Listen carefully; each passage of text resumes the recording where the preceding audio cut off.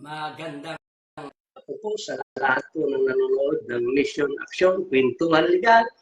Ngayon pong araw ng Webes, ika-29 taong 2024, ganap na ikatlo ng hapon. Muli po, matutunghayan niyo po ang samahan Arnel Dador Pitil at Camilo Ventura. Mamaya po, babati po siya para sa ganon ang ating programa tuloy-tuloy. Kasamang bro, bati ka muna sa ating mga nanonood. Lahat, pagpatuloy po natin ang ating pag-aaral sa hapon ito. Para po doon ulit sa konting refresher para doon po sa mga ating mga tagapakinig na gustong mag-kurso sa kanilang negosyo o hanap buhay. Ito ang ating hapon ito. Yun, at least na ito. Ang paksa po kasi natin tungkol sa BPL o Business Permit and Licensing Office. Ito po kasi yung kawani ng kung saan kung nais mong magnegosyo o kukuha ka ng business permit, diyan ka po pupunta sa departamento yan na kung tawagin ay BPLO o Business Permit and Licensing Office. Dito po yan, kung ito ay city, gaya po ng San Jose del Monte, city po ito, at yun namang iba, municipal po naman. Ngayon, ito po kasi yung ating naranasan na nais natin, talakayin sa ang totoo po niyan, hindi po tayo maninira, hindi po tayo pukulaan ng ating gobyerno, hindi po, tayo po i-enhance, maipalapit lang, maipabatid natin sa mga masa na nais kukuha para sa ganun lalong mapabilis yung pagkuha. Kasi kung ikaw baguhan, ikaw bago kukuha ng business permit, pag hindi mo alam, kahit na sabihin na may silang sinasabing citizen guide, ang napakalob kasi doon, masyadong yung kanilang broad, hindi masyadong naintindihan ng mga kukuha ng business permit. Kaya ito po, sa bilang karanasan natin, na aktual natin kinuha kung ilang araw, kung ilang yung naranasan. At sabi nga dito, ito pong San Jose del Monte, one-stop shop nga ito. Sabi nila, one-stop shop po. Titingnan po natin kung ito nakakomply, kung ito one-stop shop nga po ba. Kasi makikita natin dahil, sabagay, nandun naman ang empleyado, ang ating makikita, naobserbahan natin kung gaano ba kagilas, gaano ba sila kagandang mag-assist sa mga nais tumuha ng business permit o si Juan de la Cruz na halimbawa, kung mamumuhunan siya ng halagang 50,000 pesos na ang kanyang negosyo, halimbawa, sinasabing kakanin o kaya sari-sari store o kaya yung toro-toro, kainan, ito po yung papasok po rito na kailangan na ngayon ng business permit. Ito po yung tatalakayin natin ngayong hapon na to. Para sa ganon, makapagbigay rin tayo na maaaring makatulong tayo sa ating tatalakayin kung paano ba yun. Kasi kung ako nga dati na naglalakad noon ng aking negosyo, nag-registered ako, hindi po doon karami yung naranasan ko, yung aking negosyong Hobby Green na aking ipinarehistro rito sa San Jose del Monte noon, regarding po yun sa dyaryo. Dyaryo po kasi yung aking, more on agriculture. Yan, ang aking tinatapik noon agrikultura, yung pagtulong. Pero yung dyaryo, libre pong pinamamahagi ko noon. Sa ngayon, ito po yung sa BPLO. Nung maranasan natin na ito po, nagkakaroon ako ng agam-agam sa dahilan medyo doon sa mga papilis na ibinibigay ko. Mukhang sa bawat department, merong pagkakaiba. Isang department, pero yung kanilang sinasabing, lalo yung mga sinasabing certificate of occupancy, ito po tatalakayin po natin, ma'am, mamaya-maya ho. Kaya muli ho, sa ating mga nanonood, paki-like and share po yung ating programa, mission action, kwentuhan legal, pakilike lang po para sa ganun, matulungan rin po at lalo natin maipaabot at lalo tayong gaganaan sa pagtalakay ng ganitong paksa-usapin, lalo na sa yung pagdating sa pagninegosyo. Ito po, yung unang-unang hakbang, pag ikaw magninegosyo, ikukuha ka ng permit. Ito po, unang-una, unahin ko na kasamang Milo, paano ba pagkuha ng BPO, ng business permit? Anong una po, nagsadya po ako sa tanggapan ng isang mall sa ating San Jose del Monte, na doon po nakalagay ang business permit na kung tawagin ay BPO. Ngayon, nag-inquire ko, pagpasok ko doon, nag-inquire po ako na kung ano ang mga requirements o requirements na kailangan para sa ganon, makomply ko yung hinihingi ng business permit. Una, binigyan po ako ng form na sabi nga, yung form na yun, sa kanila galing na pipil upan mo. Pag ikaw, tatanungin ka po kasi sa unang pasok, ituturo ka sa counter 1, counter 2, hanggang counter 3. Hanggang counter 9 ho kasi inaabot doon, hanggang sa cashier. Ngayon, ito po yun, tinanong ako. Hanggang doon lang muna ako sa counter 1, pinasa ko 2 and 3, yun, nagbigay po ng form o yung pipil upan para sa gano'n, makomply mo lahat ng requirements na kailangan ng business permit. Ngayon po, ayun nga, nagtanong ako sa isang lalaki, hindi ko na rin maanuhan, dahil nung unang nag-assist sa akin ay babae, itinuro ako sa pangatlo na second and third, doon po kumuha nga. Ulitin ko, doon ho nagbigay ng formularyo na inyong pipilapan. Nung binigyan ko po, ito na sinabi sa akin, unahin yung muna yung OCBO, yung sinasabing OCBO po, yun ang Office of yung ng building permit po. Yan. Yun po, doon ka kukuha, ituturo ka doon sa building permit. Ano po yung susunod nun? Pangalawa ho, kukuha ka rin sa suning. Pangatlo, yung fire, Bureau of Fire. Yun po yung mga dapat mong puntahan para makomply mo yung tatlong yun. Ngayon po, ano po yung kailangan ng tatlong departamento na nakakasakop dito o nasa ilalim ng hindi naman ilalim yung kailangan na kunin mo yung requirements na nagmumula sa kanila. Kasi unang-una, pag ikaw nagpunta ko sa zoning, ihingihan ka ho ng requirements. Ano po yung mga requirements na dapat kunin mo pagdating sa zoning? Ang una pong dadalhin nyo, kung ikaw inutusan ng kaibigan mo, o ano pa man, magulang mo, anak mo, doon mo kailangan dalhin itong mga to. Kailangan mo ng, unang-una, hindi ka entertainin ng BPLO, nung anuman na yun siya, kung wala kang SPA, yung special attorney na nakatunan notaryo. Kasama po yung ID nung nag-uutos at inuutosan. Yun po. Tapos, dala mo na rin po yung dapat, nakakuha ka na rin ng DTI na galing sa Department of Trade, Industry, yung DTI po. Meron nga yung dalawa ho ngayon na sinasabi na meron pang DTI, meron pang BME na sinasabi. Yung BME, yun po yung para sa mga online. Yun po yun. Yung BMBA, Certificate of Authority. Kaysa sa DTI rin ito nang gagaling. Kaya dalawa ang makukuha mo, BMBA at DTI, Certificate of Authority. Ito po yung galing dalawa ho agad sa DTI.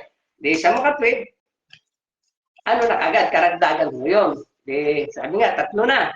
Dalawa sa DTI, BMBA, Certificate, tapos kailangan mo rin kailangan kumuha ka rin ng barangay clearance as business clearance. At huwag niyo kakalimutan. Maputol muna kita, bago tayo tumawin. Yung nabanggit mo kanina na kailangan ng SPA na yung haharap, haharap doon sa inutusan. Ang mga kailangan po dyan ay tinatawag na ID, yung nagpapautos at nung inutusan. Pag sinabi ID, dapat government-issued ID yun. Na may firma, may litrato at may firma. yung unang requirement dun sa authorization. Bakit po kailangan yun? Para po yung nilalakad na papel ay malaman na may karampatang authority.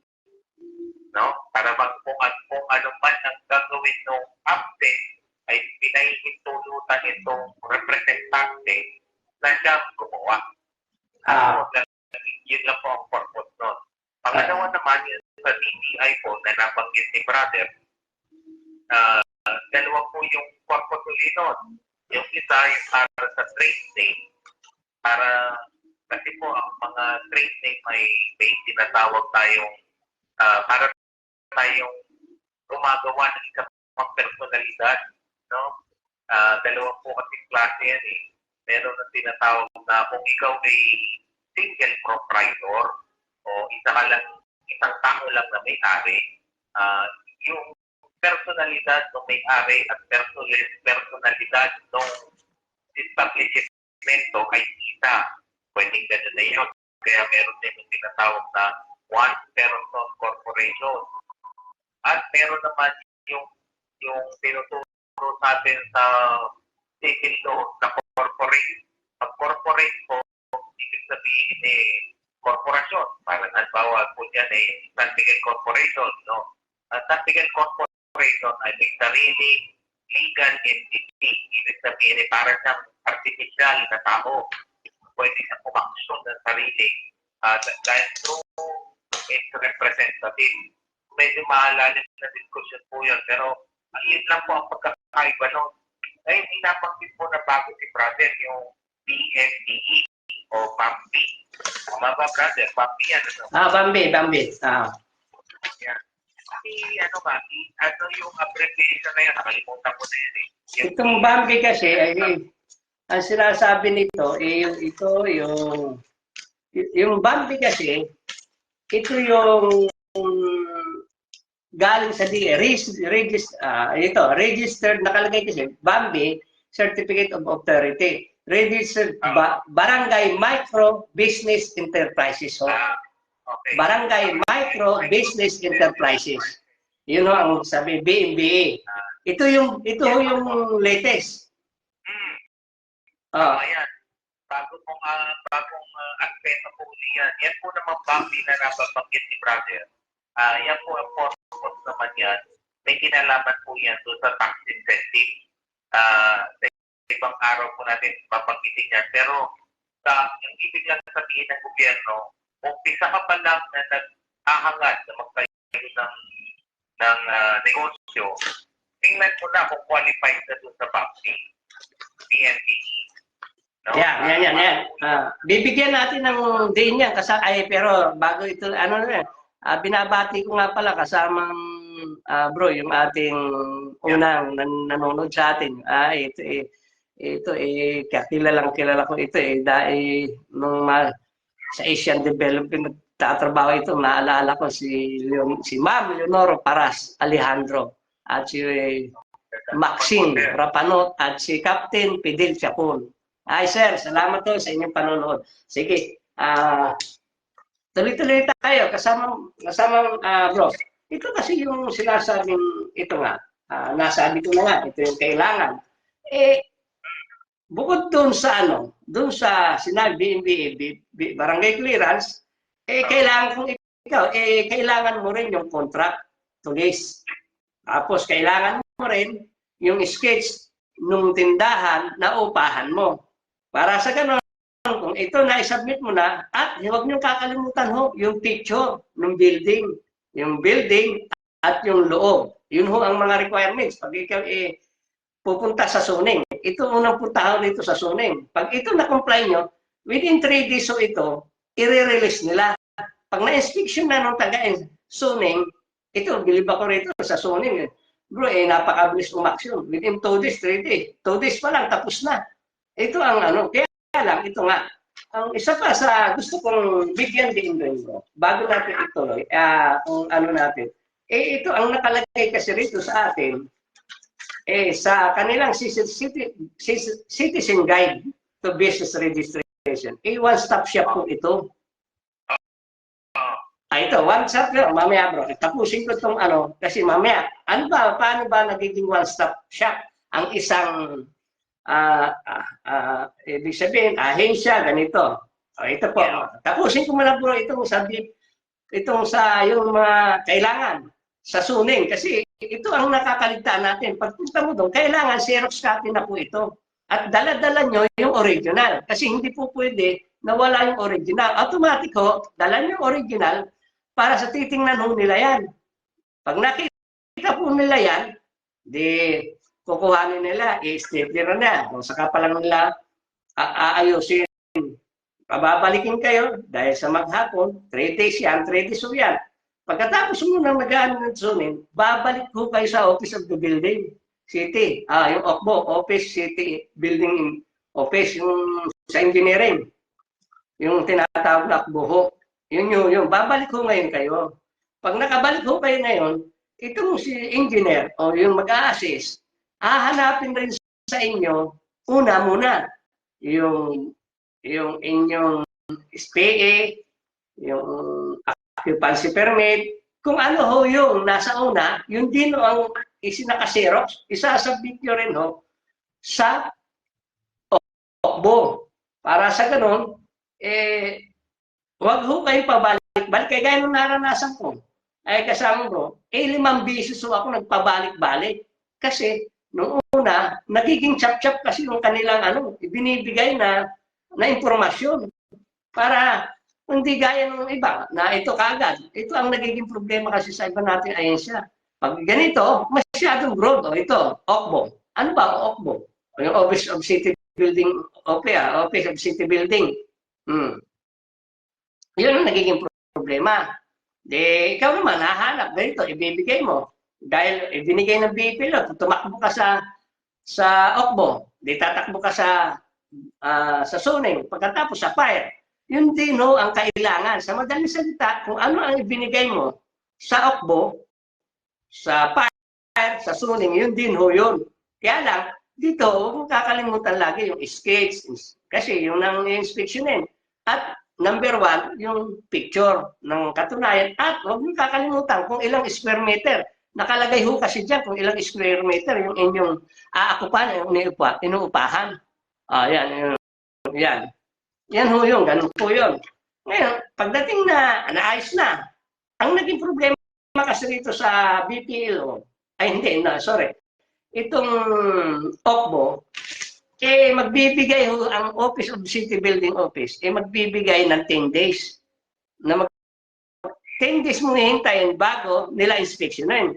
Ito ngayon, pag nakalimutan ka, dahil sa dami ng kanilang tinatrabaho, dahil January nga, sabi nga, tambak yung kanilang tinatrabaho. Pag ikaw yung ikaw inyo, talagang makakalimutan, kagaya ng nangyari sa akin. Natambakan, nakalimutan. Nung pang-4 na, nagsalita na ako. Bakit ho ang tagal? Ayun, saka pala na inspeksyon. Hindi umabot na. Ang nangyari, expired yung hindi pala expired. 2023, December, nakuha yung sidula. Kaya pinakuha ulit ako ng panibagong sidula na 2024. Yun po, kaya kailangan ko kasi akma doon sa kung anong taong kayo kukuha. Yun ho kasi ang require nila pag kailangan bago. Kahit nakakuha ka na ng sidula, magbabayad ka pa ulit ho. Yun doon na. Nakuha mo na ho. Ang binigay ho ng OCBO, yung OCBO, ang binigay naman ng OCBO, yung certificate. Office of the City Building Official. Ito yung certification. Na ibigay nila yung sinasabing Certificate of Occupancy na meron na rin yung unang inuupahan na Certificate of Occupancy.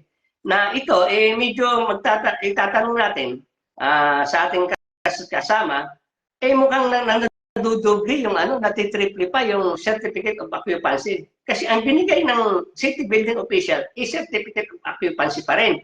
Samantala, kung umuupa ka, ayaw ko natin kung ito, nagtatanong po tayo para sa kaliwanagan lamang dito. Di ito ho, di binigyan ka.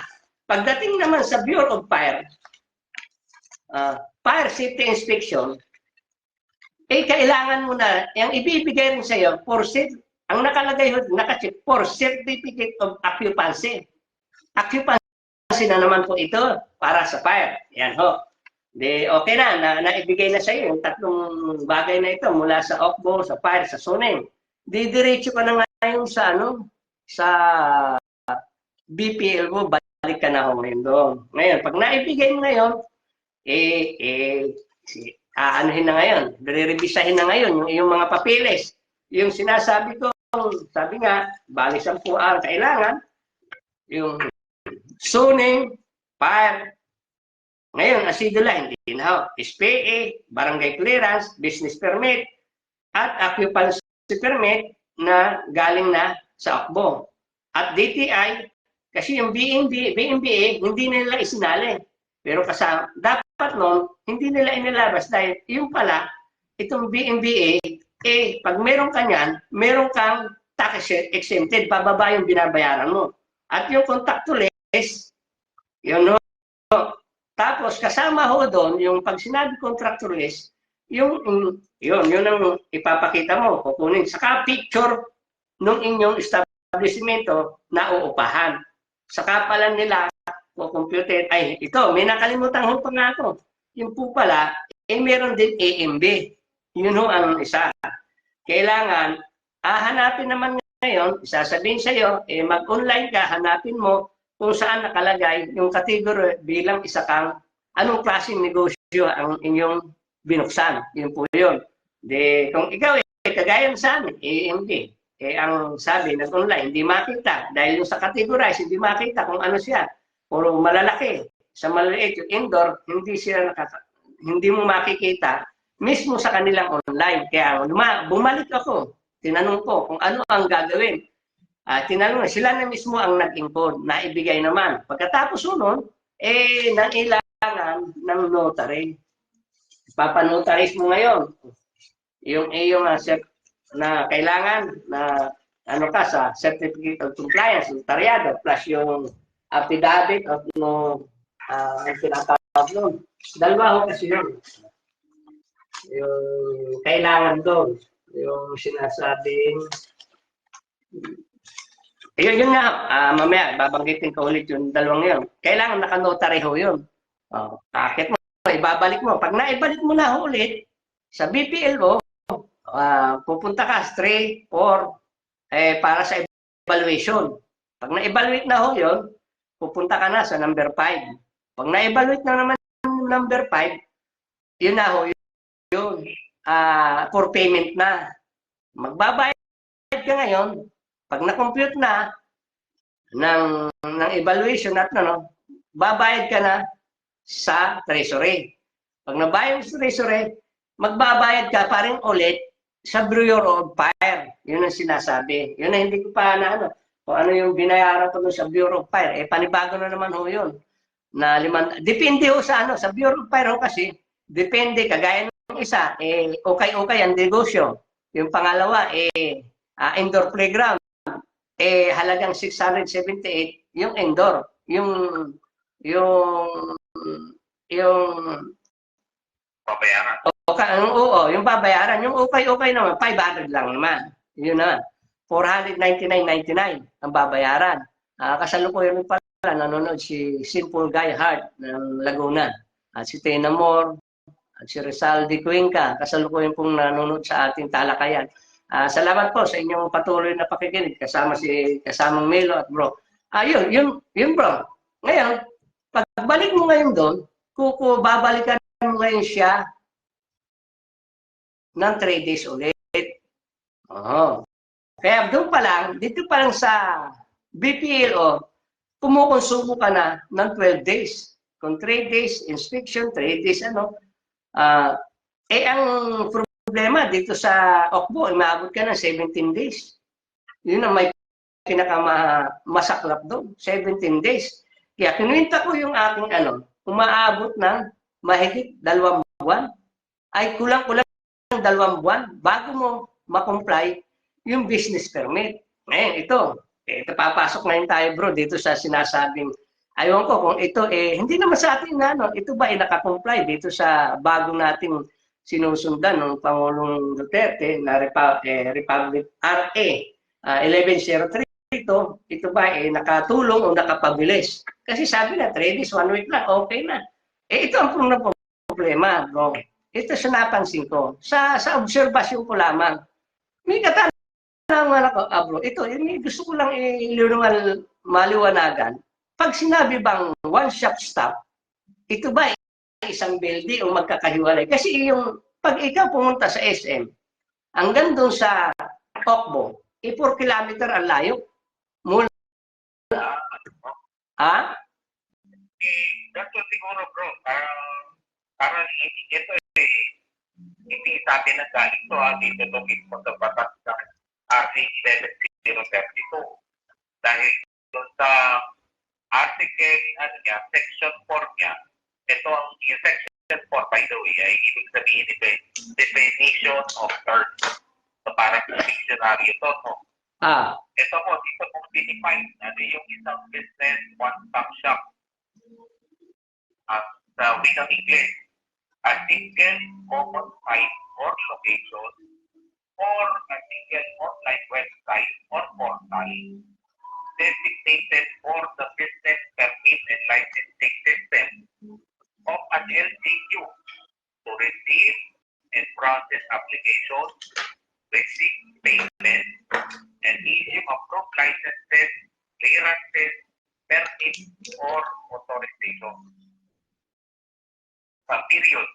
So, ibig po sabihin na isang one-stop shop ay one single common site. Ibig sabihin, maaaring isang building lang. Oo, isang building lang, ha? Okay, kagaya sa halimbawa natin bro sa San Fernando, Pampanga. One-stop kasi naandun lahat. Ngayon, naandun sa isang compound. Hindi ka na kaya mong lakarin yung magkaka-LTO, LTFRB, naandun lahat. Ang kasi itong patas na to ay papadali na. So, sa gobyerno. So, kung halimbawa po, nabanggit nyo kanina nabanggit ni brother na 4 na kilometro ng layo, hindi po yata ng client yun. Siguro, suggestion po natin, maglagay na lang ng tangay yung opisina nyo doon sa PPLO para madali ang transaksyon. Hindi, ako sa napansin ko bro, itong Bureau of Fire, naandun. Naandun siya. Ang problema doon, bakit yung unang binayaran mo, simple lang naman bro. Kung ikaw nag-require na sa building permit na 20 square meter ka, o 25 square meter, o 40 square, alam mo na kaagad kung ilang ang sasabihin ng taga-Bureau pa, ikukumpitin pa. Given na nga, naandun na, inilista mo na. Kailangan pa bang sabihin na ito, ganito, titingnan namin? Standard naman niya kung ito, ganito, ilang square meter. Ayun ko sa pananaw ko, kaya mo na kaagad anuhin na. Babalik ka ulit, babayaran ka sa Bureau of Fire, para sa 3 days ulit. Naandun nga sila. Meron nga rin siya tao sa Okbo. Ayun, kung Okbo yun. Pero papupuntahan ka naman sa 4 na kilometro ang layo. Ang nakikita mo kanina sa kanina ng sistema nila, baka naman yan to verify kung ano sinabi mo 25 square meter ang aming establishment dito. Gusto nilang ma-verify na 25 square meter na kanan pa. Meron na nga. Yung una pa lang bro, yung una pa lang. Nung unang required mo, nag-inspection na sila.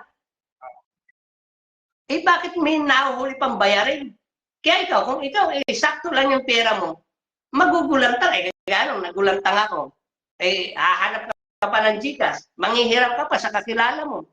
Dahil nga sa, alam mo, ang babayaran, ganito ng halaga lang, yung ibinigay lang sa'yo.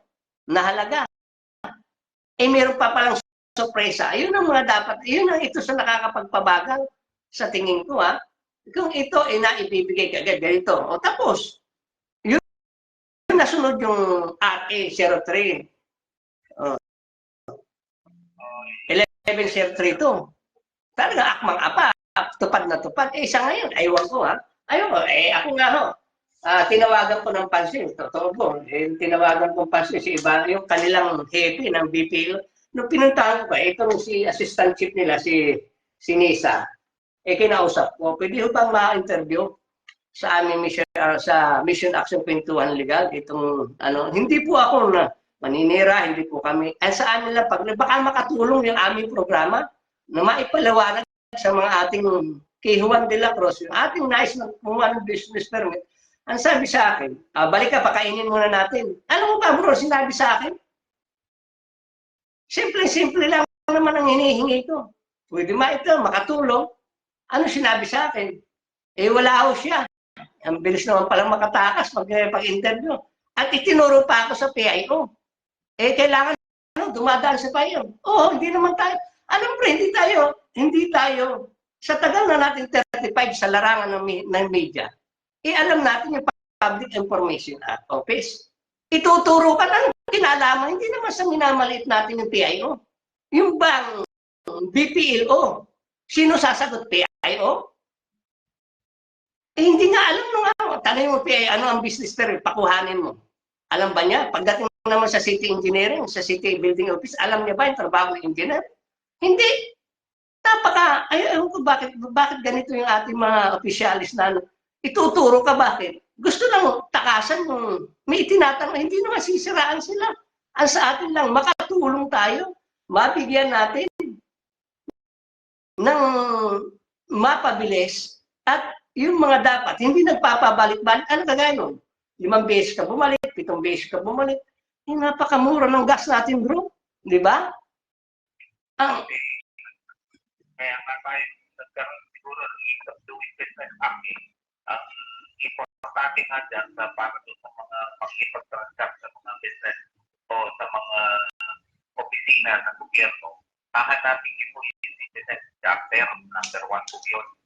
Pag nakita niyo po yung citizen chapter, unay nyo na ng litrato o PIU. Dahil dyan, nandyan po nakasaad kung ano yung inyong mga pagdadaanan. Yan yung flowchart po yan na kung kung sa bawat transaction meron pong flowchart na susundin para mo malaman o masagawa mo ang nilalayo mo para ma-issue sa iyo yung certificate o ma-issue sa iyo yung lisensya kung ano man po ang nilalakad nandyan po yan sa citizen charter. Yan po isa sa mga unang dapat hanapin. Ayun. Meron nga, kagaya bro, meron nga tayo citizen charter. Ang problema nga naman, manigwat tayo sa iba. Meron akong pinuntahan. Hindi ko nababanggit, kakilala ko kasi yung hepe. Ang sinabi sa akin, yung aking property, kinukuha ko yung aking sinasabing yung tax deck. Tax deck. Tax deck. Sagutin pa naman ako ng empleyado. Sir, meron mo tayong privacy. Yung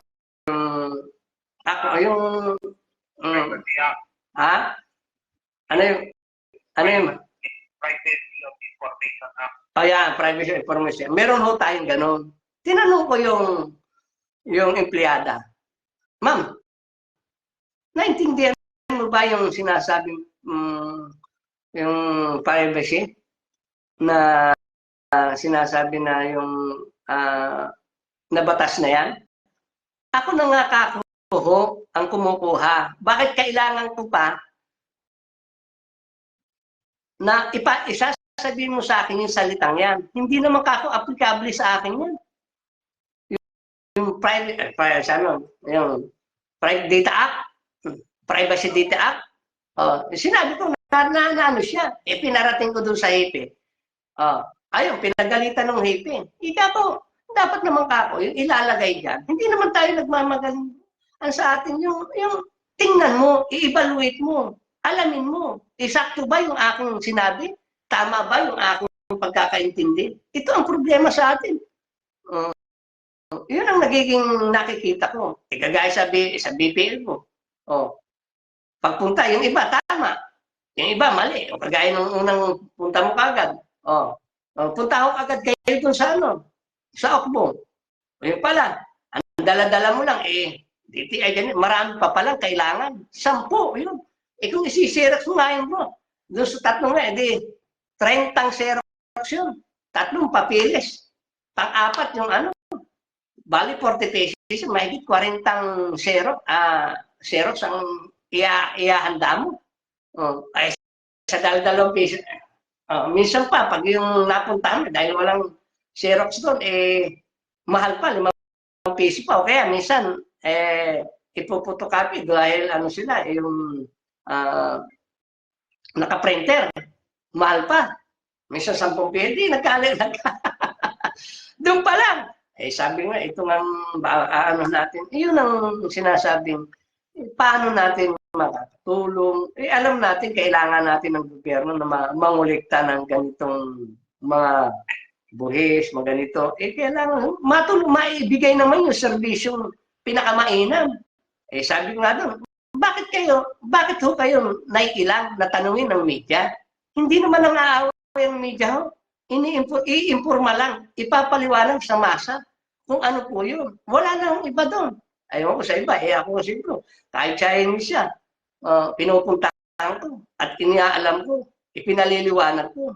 Diyan nga tayo dahil sa ganyang kakulitan natin, maipaalam. Yun lamang po ang nais namin iparating. Lalo dito sa programang Kwentuhan Legal, ito po yung layunin. Wala po kaming ibang layunin na yung bang hindi nakikita pa, maaaring nakikita natin. Ngayon, iparating natin, lalo-lalo sa ating butihing mayor, si Mayor Arthur Robes. Napakagaling. Alam mo ba na nung sakto, yung sabi nga, nag-collapse, yung St. Peter Parish Church, in-interview ko, live ko in-interview si Mayor. Ano sabi?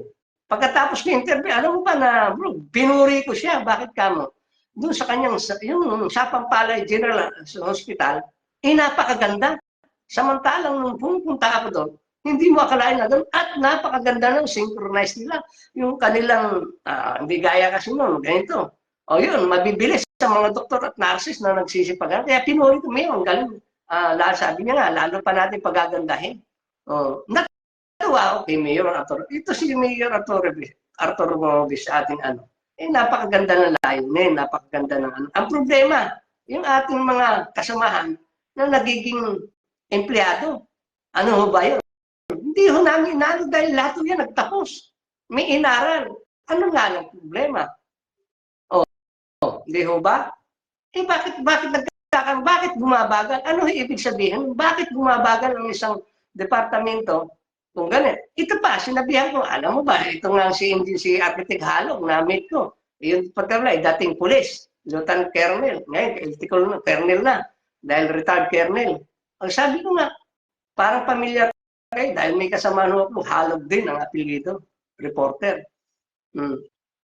Nais ko lang makatulong. Baka kako bakit? Meron akong na-anuhan doon, nakasabay. Ang hinahanap, bro, natawa ako. Yung building niya, wala siyang building permit. Nangupahan lang siya nung panahon na yun. Hinahanap sa kanyang building permit. Tagal-tagal na. Yun ang nagiging problem. Tama ba yun doon? Yung implementasyon ng 2008, 23, 24, yung batas ng una, i-apply pa ba rin ba yun? Tungkol dyan sa tanong mo, ang isang batas na umiiral ay patuloy na ipapalaganap o i-implement. Papatuparin. Hanggang ito ay hindi na-amenda or tinatanggal, repeal ng ibig sabihin. No? Kung ito ang isang batas ng import, meaning na-promulgate, yan ay dapat ipatupad hanggang yan ay hindi tinatanggal. Ang pagtatanggal dahil na tanging paraan ay tinatawag natin retin or inamin, binago. Ay, tungkol dun sa isang kung base sa kwento, nung yung nadinig ko, yung taong yun ay malamang ang kanya ay business ratio 1, hindi yan yung business. Dahil luma na yung strukturang kanyang inuupahan eh. Tama ba? So kung yan ay business ratio 1 yan, malamang meron na siya nung mga permit nung before. Existing, mga existing na. Ito, baka ako, ayon, sabi nga, bagong mangungupahan. Hindi may existing na. Kaya lang, ang problema nga ngayon, lahat, nandun na tayo lahat, kukunin lahat. Gaya nga dito. Kung 10 ang requirements ng BPL ko, ganun din ng OCBO, ganun din ng FIRE. Kasi titingnan nila. Alam, at isa pang nakita ko rito. Di ba bro, yung data, yung sinasabing, alam mo, nasa computer age na tayo. Dapat nga nun, kung naipasok na, halimbawa, naipasok na kay OCBO yung aming, kung sa bagay, yung iba, manual pa.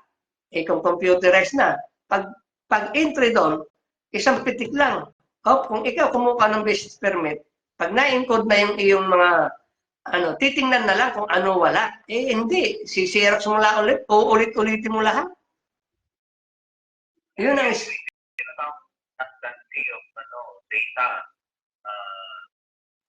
Kung paulit-ulit lang po naman, hindi na po kinakailangan yun. Yes, kung kalapisan na yun, yung data mo na existing, at yun naman yung current data, hindi siya na bago, hindi siya na amend, walang deduction, walang addition. Therefore, yung data na is true o ano pala yung tumatalin sa katotohanan sa fact. Yan, Yun pa rin ang natin. Yan, ito nga yan. Kaya sabi ko nga, kung ito, bro, mukhang napapasarap yung ating kwentuhan. Alam yung tatlong medyo sa susunod siguro, tapikin natin ulit itong BPLO at para lalo pa natin mapay. At tinatawagan ko rin po ng pansin yung ating hepe ng BPLP, si Ma'am Banjeling na siyang hepe ng BPLO. Ayan. Si Evangeline Garcia. Ma'am, BPLO, Chief. Baka pwede naman ho, makausap kayo, ma-interview kayo. Mukhang para sa ganun, mabigyan naman kayo ng maipaliwanag natin sa taong bayan, maipaliwanag natin sa masa itong tinatalakay po natin. Para sa ganun, matulungan natin. Lalo pang bibilis. Sabi nga, itong masakit nito bro. Di ba, inabot ka na ng halos may kulang-kulang 2 buwan. Hindi pa natatapos. Ang huli, pupunta ka pa sa BIR. Natatandaan ko, pag ikaw nagkumuha ng ICAR, ganito, ayaw ko dito sa business permit, kung kailangan, siguro mga 5 na lang, 6, ilang linggo bago ma-release nila. Di aabutin ka ng March. Kailan ba ang ng March? Di ba? March, bayaran na ng mga taxes. March 15 yung sa mga income tax yan. Income tax. Mag-aano ka na. Pag ikaw na-penalty, alam mo naman natin, mabilis mag-penalty, pero pagdating sa servisyo, ayaw ko, sabi ko nga nung minsan, napuna ko yung ating BIR Giginto, kung mga senior citizen na tayo, napansin ko yung ibang senior citizen, ayaw papasukin, ay pinapapasok pagdating sa akin. Sabi ko nga, ano bang pagkakaiba ng Di nagulat. Kinaharap ko ng gwardiya, humingi pa ng dispensa. Ako, tingnan nyo ka ako, hindi ko mo ganyan, tinititingnan kayo, ganyan. Nung maalaman-laman ko pala, nagsisipasukan, puro pala, alam mo na, yung mahilig mahilig lumabag, yung pasok sa arpa. Eh, senior na kasi, eh, yung nakita ko, nung umikot-ikot ako, nakita ko, palibot-libot lang pala doon. Oh, eh, ba, yun nga, no, yun ang problema sa atin. Binabati ko nga pala si Rizaldi Kaongka, patuloy at si Alberto Concorvita. Sir, salamat po sa inyong panunood. At binabati ko rin yung ating mga ating manonood. Sila Jero Canlapan, at yung ating nasa Rian, si La Susan, si Simon Samson ng Manila Bote, yan. At yung ating iba natin yung presidente ng Geodetic Engineer. Ito yan. Yan po, binabati po natin. Nung misa nagkamali ako, cross pala ang ayun, binabati ko po. At yung ating walang iba, yung ating mga kaibigan sa kapulisan, binabati ko po. Sa patuloy sa ating nanonood. At ito, kasama bro, umabot na tayo sa oras ng ating pamamaalam. Sa susunod, muli natin tatalakayin. Talagang sakto pala talaga, 1 oras sa atin. Kaya lang sabi, hanggat maaari, kung malilimitahan na 30 minutes, mas okay sana. Pero pag-aaralan, dahil naghahanda pa tayo, marami pa tayong ihahanda sa preparasyon natin, kagaya nitong mga tinatalakay natin. Marami kasi tayong tatalakay pagdating sa ganitong mga usapin na dapat na pinaabot ng marami. Tayo, gagaya ng homeowners, gagaya ng iba pa. Meron nga, inaabot. Nagtatanong nga, bro. Pagdating naman sa ito, singit ko na, nagtatanong. Yung nag-i-implement na sheriff, may bayad ba yun kasamang bro?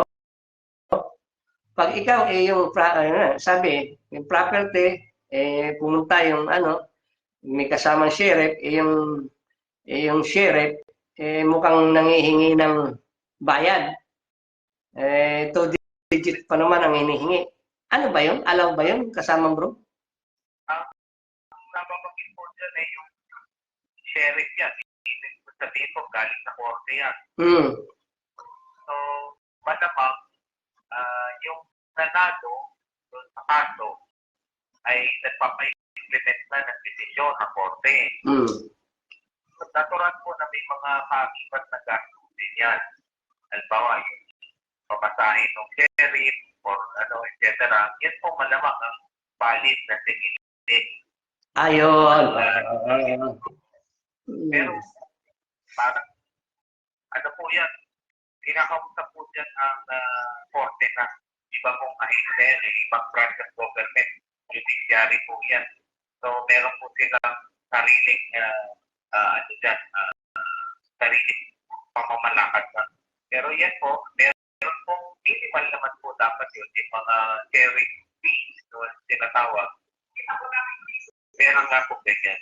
Okay. Ayan yung ating nagpaabot ng katanungan, yun po, meron din po pala talaga, may mga kaukulan na bayarin.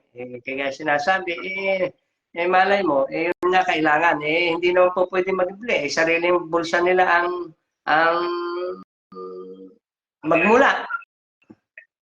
Hindi. Siyempre, kung iyon, pakonsuelo di bobo na lamang. Yun. Hindi, muli, kasama bro, tayo muli. Hege, ang ating, ano masasabi bro? Inabot na tayo na ating Siguro, bilang pakuli, ang mababanggit na lang natin dito in particular, tungkol sa mga permit na ini-issue ng Bureau of Fire, no? Ang specific naman dyan na object o subject ng kanilang inspection ay yung struktura. Struktura na kung saan i-exercise ng ating mga tagapakinig ng kanilang pangangalakan o negosyo. Kung sila'y nangungupahan, natural hindi sa kanila yung building, ang occupancy permit ay ang mahawak niya yung pagpapaupa. So, yun din po yun.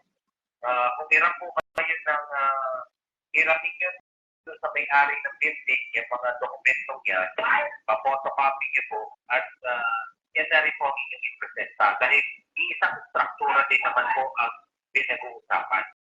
Yan po, ating may bibigay na payo sa issue na yun. At least, ayos, at least, malinaw. Kaya ako rin nagtatanong bakit gano'n. Dahil tatlo nga ang nagiging mula sa Bureau of Fire at City Building Office, yun po yun, yung na-occupancy. Kaya ang mangyayari, kung dalawa yung ano mo, dalawa ang nangyayari, bali tatlo ang occupancy permit na hinihingi.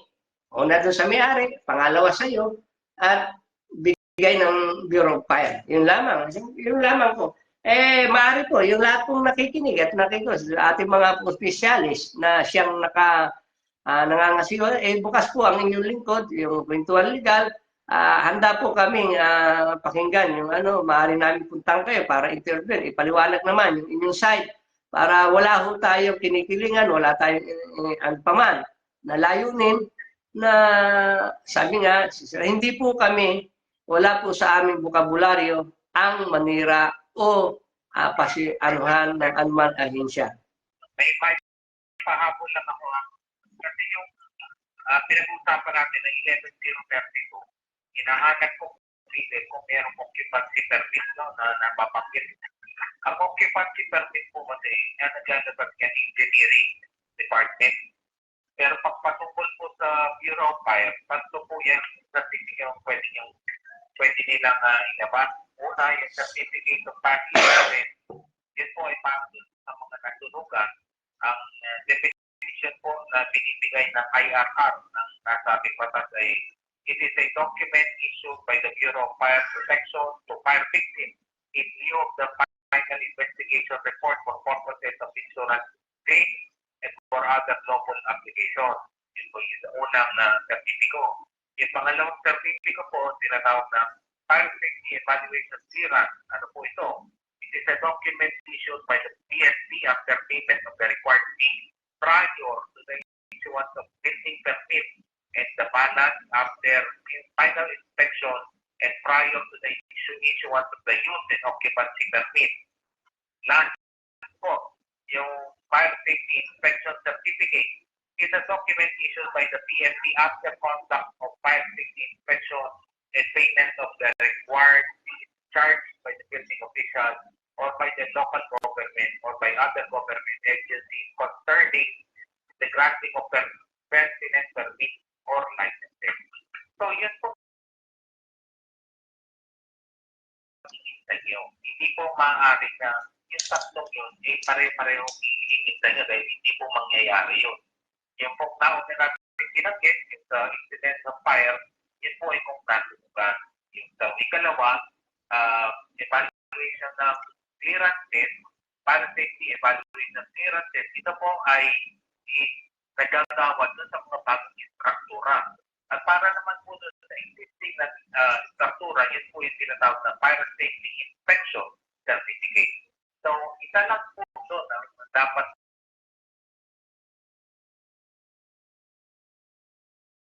makikita na mangyayari na